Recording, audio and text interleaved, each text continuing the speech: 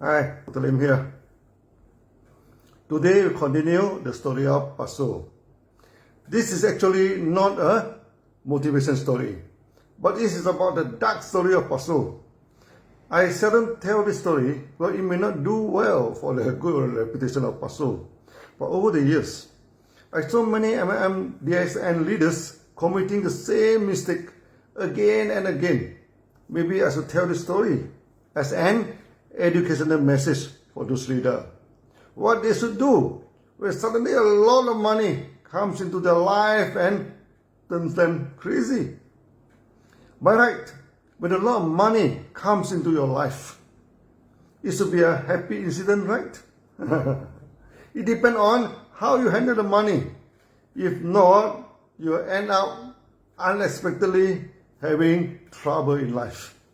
So today the story is how money can make you crazy. You're not prepared for it. Come back to Pasu. In the beginning, he was still serving in the government, doing odd jobs, getting about 250 ringgit per month. That time, 1 USD could trade for 2.5 ringgit. So about $100 a day. This is not enough for the expenses of the family, so his wife roasted some coffee and he tried to sell it. Eventually failed and the van was taken by the bank. In the first month joining DXN, his bonus is 37 ringgit. His wife made a lot of noise because he started to make telephone calls to ask people to join DXN. The telephone bill was more than 100 ringgit. A pure loss in the first month. So when he discussed his difficult situation to me, I console him, I asked him to try harder. I told him 37 ringgit was better than his pay rise every year.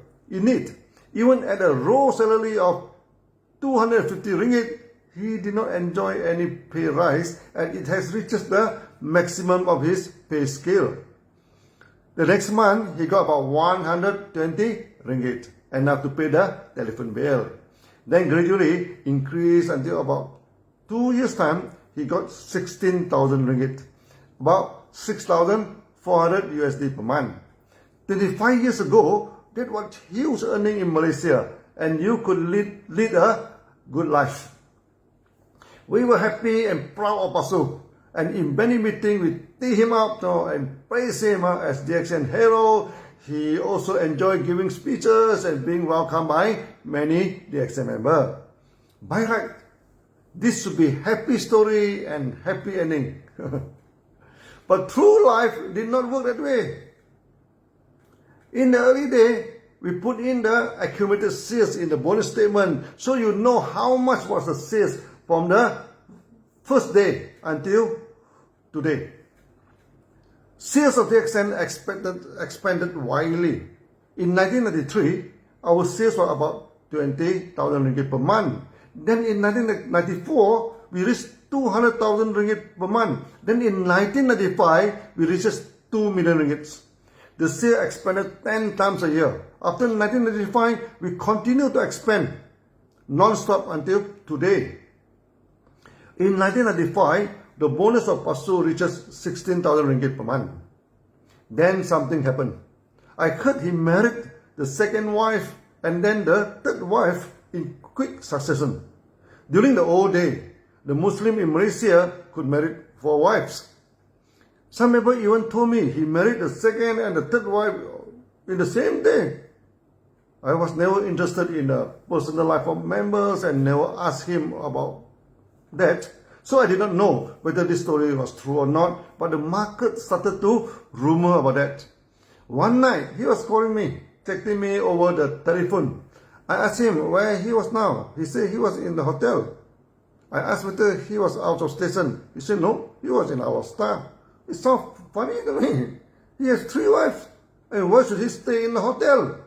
They told me the wives quarreled with him and among themselves, and all 3 of them chased him out of the 3 houses. And he ended up staying in the hotel. So for those who think that getting 2 wives or 3 wives can make you happy, listen to this carefully before you jump into trouble. After that, due to family problem, Pasu started to lose focus in business. I started to smell problem in him, but this was his personal problem, his personal life, and I should not interfere. Then one day he met and said he would like to resign from DXN. This is a shocking news beyond belief now. I asked him why. He brought out his bonus statement and pointed to me. He had generated a few million shares. One competitor company offered him 15% of company share, a Mercedes-Benz, and 6% overriding on the market shares. He told me, unless I offer the same to him, if not, he will resign and join other company. I was down for that. No? I couldn't believe my ear. First, in DXN, the shareholder and the staff are not allowed to involve in the market. If not, the company's shareholder and the staff will compete and become a competitor to the members and destroy the trust in the market. So offering a share to a member is totally out of the question. Next is the Mercedes-Benz. I asked Pasu, what type of cars was the owner of the company driving? Pasu said it was Toyota. Then I asked Pasu, if he could only own Toyota, how could he give you a Mercedes-Benz? Pasu said, as long as he agreed to give me the car, why should I worry? Then Pasu pointed to his shares in the bonus statement now. If he got 6% overriding, by now he was a millionaire already. I told Pasu, no, you must be crazy, Even as an owner of DXN, I do not have 6% to my personal enjoyment and expenses now. The company is making about 10% and has to save the money for the new factory, open up new branches, and all expenses for the facility. Where got 6% to pay him? And I told him no company could survive by giving him 6% overriding on the shares. Pasu refused to listen to me. I tried desperately, to convince him to stay in DXN, but he insisted unless his demand was satisfied. If not, he would leave DXN. Suddenly, I realized after months of teeing him up, many competitors started to headhunt him and offer heaven and earth to him. My negotiation with him failed and he left DXN. His liver sends shockwave in the market, and rumors started to circulate that DXN going bankrupt and collapse soon. But be fair to Pasu, this rumor was not spread by him, but by the competitor company that headhunted him. Before Pasu left DXN, I advised him not to speak badly about the company. If not, there's no way he could come back to DXN. We have a strict rule that if any member was terminated or resigned due to joining a competitor company, we shall not reinstate him back unless he joins as a fresh member and starts anew. The competitor took this opportunity, and spread rumors that they were the supplier of DXN. Now they stopped the supply and DXN was at the edge of collapse. They welcome the DXN member to join them and offer a lot of status. If you are SA, then they offer you Ruby. If you are Ruby, then you become Diamond, and etc. and etc. So for the first time, I was facing such a immoral competition, Then we studied the competitor closely. We found that they do not have a farm and a factory, just some trading company, which is talking very big. So DXN launched a counter-attack and openly asked, where is the farm and factory were? If the company can offer you a position, then they can offer your downline the position too. And how are you going to get good income? Everybody would flock to the company to ask for a position, and very few would focus on the effort on the market.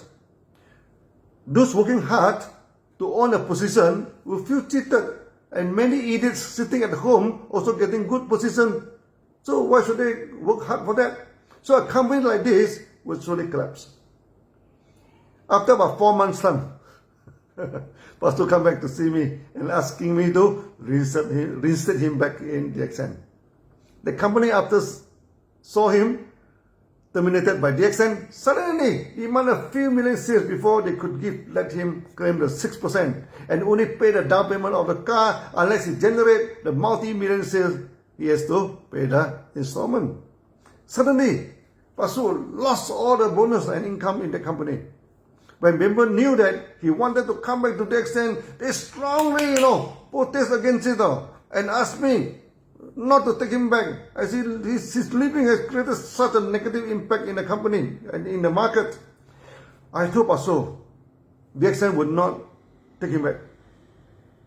He came back many times to me, finally tears in his eyes and begged me, I was in great dilemma. If I accepted him back, then there would be no discipline in the market. Any leader may simply leave and join a competitor company. After that, things turn sour, then come back again. They can destroy the company. On top of that, many DXN members make it clear they would not accept him back. In less than a year, the competitor company collapsed and went bankrupt under the competition from DXN. This was the irony part. They keep on predicting DXN would collapse and bankrupt, yet eventually they are the one who fail and bankrupt. Pastor was in big trouble, totally lacking any income. He begged me and always tears in his hand, in his eyes. Eventually, I accepted him back.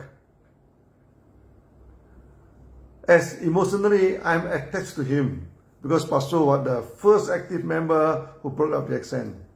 I set a condition that he has to lie low and keep quiet so that no member would attack him. Pastor was the only DXN member that we registered back. After that, whoever left DXN or terminated, we never registered them back unless they joined as a fresh member. By now, you must have realized why I never mentioned the name of Pastor and never tee him up in public. It was due to this unhappy incident. Pastor was not the only case where DXN member, after got good bonuses, then they were lured and cheated by the competitor, jumped the ship and end up with big failure. We have one member in Indonesia making about $6,000 a month like Pastor. When a competitor offered him a luxurious car, jumping fee, and guaranteed income, overriding the market shares, and even offer shares in the company, he also came to see and to bid goodbye. I told him the story of Pastor. Yet he refused to accept my advice. Eventually, the competitor company also went bankrupt, and he was in bad shape. We never received him back, and he attacked DXN after he left. Pastor at least never attacked DXN. Later, we had similar experiences in Philippines, India, Mexico, and various parts of the world. Many of them were easily conned by the sweet words and the rosy promises by the competitors. I remember well in one speech by our Crown Ambassador, Budiman Salim, for those who simply jump ship, their future will be the past. They simply face a bad situation in future, fail, and live back by their past. We welcome competition in a healthy way because it can sharpen and enhance our services and competitiveness. But we condemn those competitors who use dirty techniques to spread false rumors and make empty promises to our leaders. Nowadays, we give a lot of training to leaders, want their income become better. In DXN, the main problem is not having enough money. The problem is money comes too fast and make you wild. So you should prepare yourself while building your career in DXN. When money comes too fast, you should not be spoiled by it and turn crazy. This is all the story for Pastor. After joining DXN back, he kept a very low profile and led a satisfactory but quiet life. DXN was always in his heart. Sometimes some leader did go to visit him, and every time when he talked about DXN, tears always came out from his eyes. He passed away peacefully sometime this year. We will accept him as a legend in DXN and always remember him. So may he rest in peace besides the Lord. So see you in the next video. Bye bye.